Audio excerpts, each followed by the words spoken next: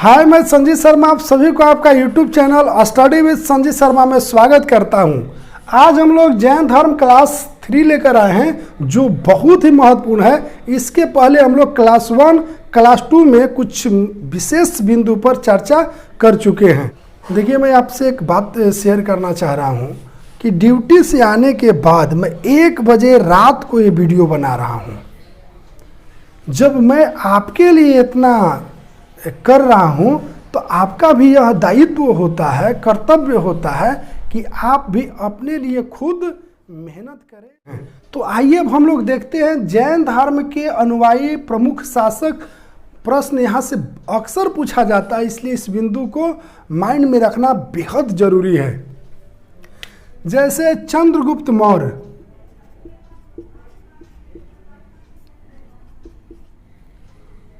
उदयन, अमोघ वर्ष, खारवेल, चंदेल शासक।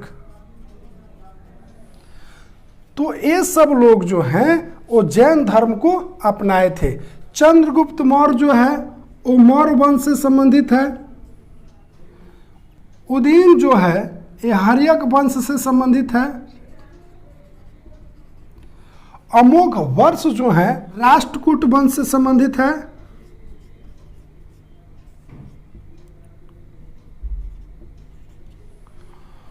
खारवेल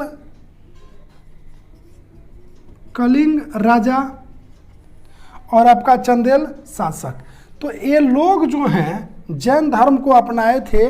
जहां से अक्सर प्रश्न पूछा जाता है तो इसको माइंड में रखिएगा आप।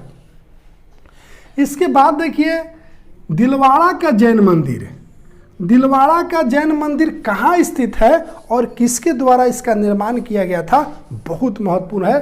तो दिलवाड़ा का जैन मंदिर माउंट आबू के चोटी पर है जो राजस्थान में स्थित है। सोलंकी शासकों द्वारा इसका निर्माण किया गया था। ये कहाँ है? माउंट आबू शासकों द्वारा। तो बताइए दिलवाड़ा का जैन मंदिर का निर्माण किसके द्वारा किया गया? सोलंकी शासकों द्वारा किया गया। और दिलवाड़ा का जैन मंदिर कहाँ स्थित है? माउंट आबू की चोटी राजस्थान में स्थित है। खजुराहो का जैन मंदिर। खजुराहो का जैन मंदिर ये चंदेल शासकों द्वारा बनवाया गया था। चंदेल शासकों द्वारा खजुराहो का जैन मंदिर चंदेल शासकों द्वारा बनवाया गया जो मध्य प्रदेश में स्थित है। अब देखिए मथुरा कला और गंधार कला से प्रश्न पूछा जाता है कि मथुरा कला किस धर्म से संबंधित है? जैन धर्म से संबंधित है। और जबकि गंधार कला बौद्ध धर्म से संबंधित है। इसलिए हम दोनों को एक साथ लिखे हैं ताकि किसी प्रकार का कंफ्यूजन न हो। जो 24 जैन तीर्थंकर हुए थे उनका जीवनी का चर्चा जो है भद्रबाहु द्वारा रचित कल्प सूत्र में किया गया है। कल्प सूत्र में है। अगर आपसे पूछ दिया जाए कि कल्प सूत्र की रचना किसके द्वारा किया गया? भद्रबाहु के द्वारा किया गया। और जैन तीर्थंकरों की जीवनी की जानकारी हमें कहाँ से मिलती है? कल्प सूत्र से मिलती है। देखिए अब ये भी पॉइंट बहुत महत्वपूर्ण है जहां से अक्सर प्रश्न पूछा गया है। गोमतेश्वर की मूर्ति या बाहुबली की मूर्ति। गोमतेश्वर की मूर्ति या बाहुबली की मूर्ति जो है कर्नाटक में श्रवण बेलगोला की पहाड़ी पर स्थित है। ये बहुत बार पूछा गया है कि गोमतेश्वर की मूर्ति कहाँ स्थित है? श्रवण बेलगोला के पहाड़ी पर, जो गंग शासकों द्वारा बनवाया गया था। गंग शासकों द्वारा आपका 10वीं शताब्दी में बनवाया गया था। गंग शासक। तो बताइए गोमतेश्वर की मूर्ति किस शासक द्वारा बनाया गया? गंग शासक द्वारा बनवाया गया। कहाँ स्थित है? श्रवण बेलगोला में स्थित है। और दिलवाड़ा का जैन मंदिर किसके द्वारा बनाया गया? सोलंकी शासकों द्वारा बनवाया गया। कहाँ स्थित है? राजस्थान के माउंट आबू की चोटी पर। खजुराहो मंदिर का निर्माण किसके द्वारा किया गया? चंदेल शासकों द्वारा किया गया। कहाँ स्थित है? मध्य प्रदेश में स्थित है। जो प्रमुख जैन धर्म के अनुयायी शासक थे उनका मैं नाम लिख दिया हूँ। चंद्रगुप्त मौर्य जो मौर्य वंश से संबंधित, उदयन जो हर्यक वंश से संबंधित। देखिए उदयन के बारे में थोड़ा सा यहाँ एक जान जाइए कि ये हर्यक वंश का अंतिम शासक था जो पाटलिपुत्र नामक शहर का स्थापना किया था। अमोघ वर्ष राष्ट्रकूट वंश का एक बहुत महत्वपूर्ण शासक। खारवेल कलिंग के राजा थे और चंदेल शासकों द्वारा जो है जैन धर्म को अपनाया गया। यहाँ हम लोग देखें तो हम लोग जैन शाखाएं के बारे में देखेंगे। जैन धर्म 2 शाखाओं में विभाजित हो गया था जिसके बारे में अक्सर प्रश्न पूछा जाता है।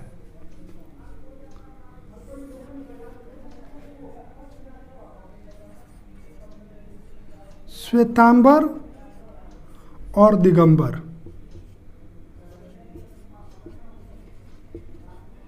तो कभी कभी ऐसे भी प्रश्न पूछ लिया जाता है कि श्वेतांबर और दिगंबर किस धर्म की शाखा है? तो जैन धर्म की शाखा है।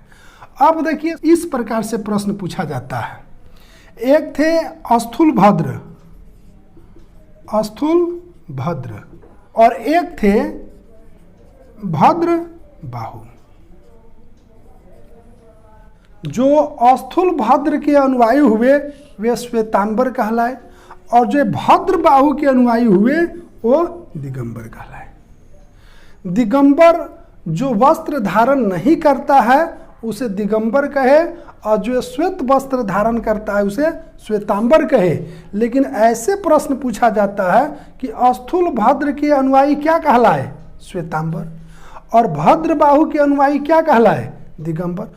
मगध में 300 ईसा पूर्व में 12 वर्षों तक लगातार अकाल पड़ा था। यानी मगध में कब अकाल पड़ा था? 300 ईसा पूर्व में लगातार 12 वर्षों तक पड़ा। तो यहाँ पे जैन मुनि स्थूलभद्र और भद्र बाहु थे। भद्र बाहु। तो जब अकाल पड़ा तो भद्र बाहु जो है भाग कर कर्नाटक चले गए। कहाँ चले गए? कर्नाटक। हम थोड़ा शब्द याद कराने के लिए बोले हैं भाग कर, तो थोड़ा याद करने के लिए मैं एक बात बोल रहा हूँ कि जो भाग गया है उसके पास कुछ रहेगा? नहीं रहेगा। तो इसलिए इनको वस्त्र भी नहीं था तो इन लोग क्या किया कि नंगा रहना शुरू किया कि अब हम कोई वस्त्र नहीं पहनेंगे। तो इसलिए इनको दिगंबर कहा गया। दिगंबर। तो जो वस्त्र धारण नहीं करता है उसको क्या कहा गया? दिगंबर कहा गया। तो अब देखिए यहाँ भी प्रश्न बन जाता है कि भद्र बाहु के अनुयायी क्या कहलाए? दिगंबर कहलाए। और स्थूलभद्र के अनुयायी जो है वो मगध में ही रह गया था और उसको कहा गया श्वेतांबर। श्वेतांबर। तो स्थूलभद्र के अनुयायी क्या कहलाए? श्वेतांबर। और भद्र बाहु के अनुयायी क्या कहलाए? दिगंबर। इसको माइंड में आप रखिएगा, यहाँ से प्रश्न पूछा जाता है। जैन सभा से भी प्रश्न पूछा जाता है तो थोड़ा सा उसको देख लिया जाए। प्रथम और द्वितीय। प्रथम जैन सभा का आयोजन जो है 300 ईसा पूर्व में हुआ था और द्वितीय बौद्ध सभा का आयोजन जो है 6ठी शताब्दी में हुआ था।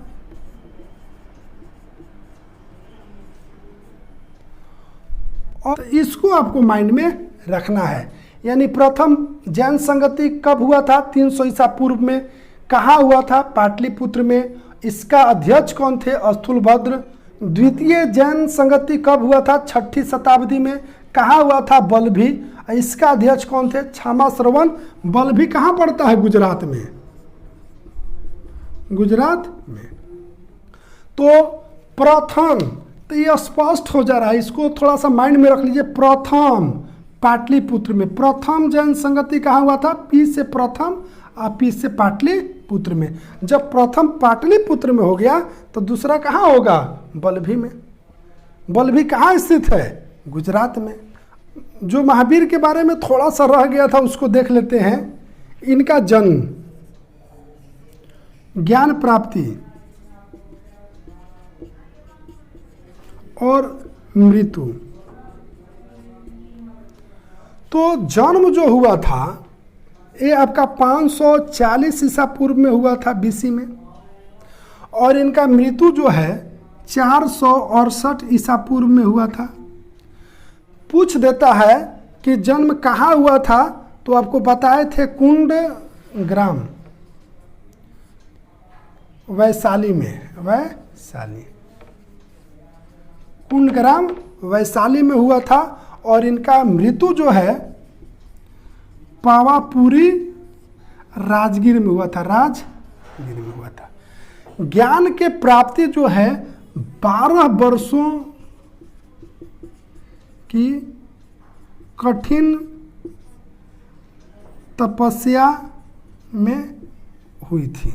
यानी महावीर के ज्ञान के प्राप्ति कब हुआ? 12 वर्षों के कठिन तपस्या के बाद हुआ था। तो इस प्रकार से हम लोग जैन धर्म को देखें। अब हम लोग जैन धर्म और बौद्ध धर्म से जिस प्रकार से प्रश्न पूछा जाता है या जो पूछा गया है उसके बारे में चर्चा करें।